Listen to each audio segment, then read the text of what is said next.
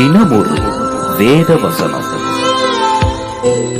உம்மை ஆராதிப்பேன் அழகே, என்னை மன்னிக்க வந்த அழகே, உம்மை பாட.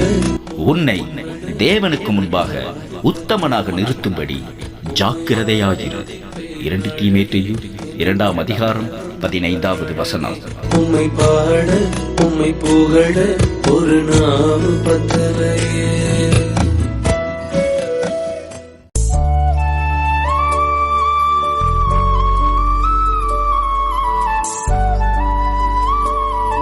கர்த்தர் உங்களையும் உங்கள் குடும்பங்களையும் ஆசீர்வதிப்பார்.